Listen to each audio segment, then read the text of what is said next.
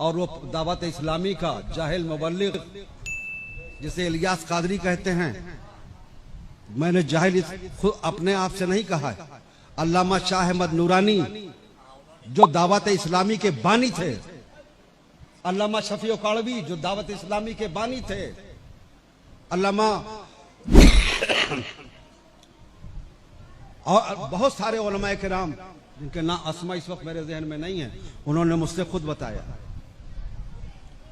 मैंने उनसे पूछा दावत इस्लामी के ताल्लुक से, हजरत क्या है, उनकी क्या हैसियत है, वो कौन है? तो अल्लामा शाह अहमद नूरानी ने फरमाया था, अल्लाह ही रहमान है, अल्लाह ताला गरीक़ रहमत फरमाए और उनकी कब्र को गुलजार जन्नत बना दे। उन्होंने फरमाया कि हम तमाम सुन्नी उलमा ने ये देखा कि पाकिस्तान में दावत वो जमात इस्लामी का बड़ा जोर बढ़ता चला जा रहा है, तो उस जोर को तोड़ने के लिए और सुन्नियत को बचाने के लिए हमने दावत इस्लामी का हमारा जहन बना, तो हमने एक जमात कायम की।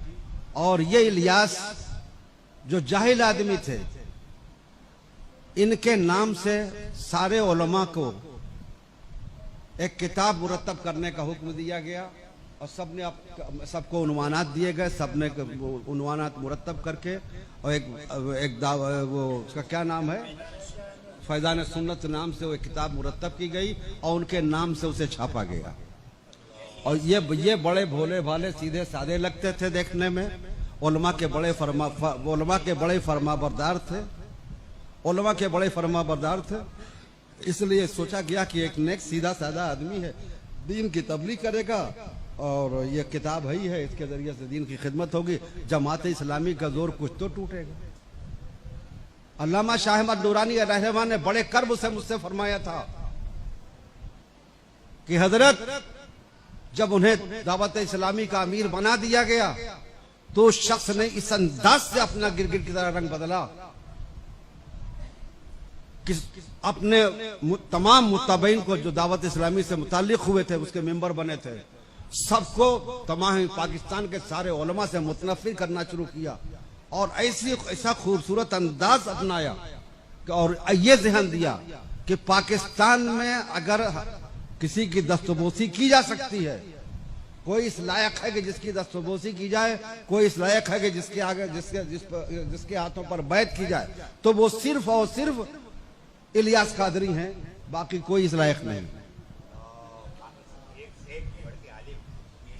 और ये माहौल इस तरह बिगड़ा, इस तरह से कि उनका दावत इस्लामी का एक ग्रुप बन गया, तमाम उलमा उनसे कट गए, बेजार हो गए और सारे उलमा उन पर लानत मलामत कर रहे हैं।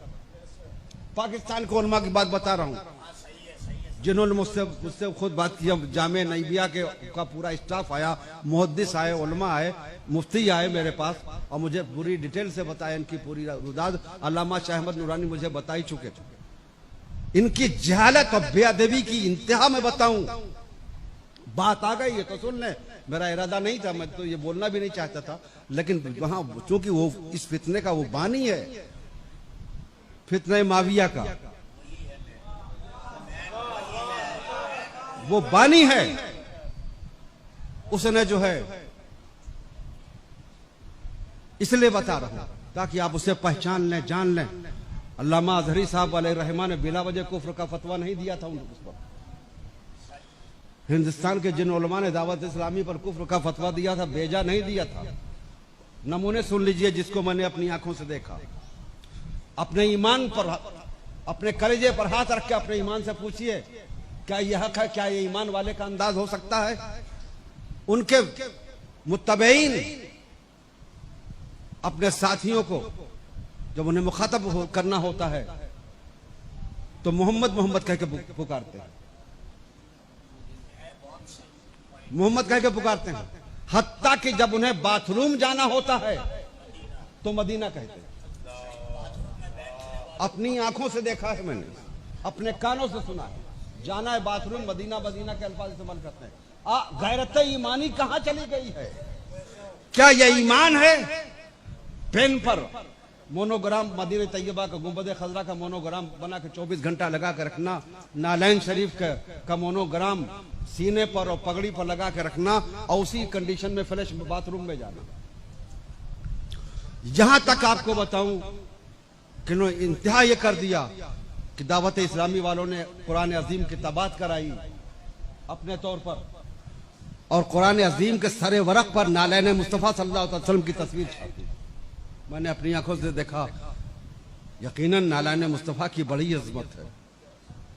उसकी अजमत का हम अंदाजा भी नहीं कर सकते। उसकी अजमत पर हमारे दिलो जान और ईमान सब कुर्बान, नालैन मुस्तफ़ा की अजमत पर। लेकिन नालैन बहरहाल नालैन है और कुरान बहरहाल कुरान है।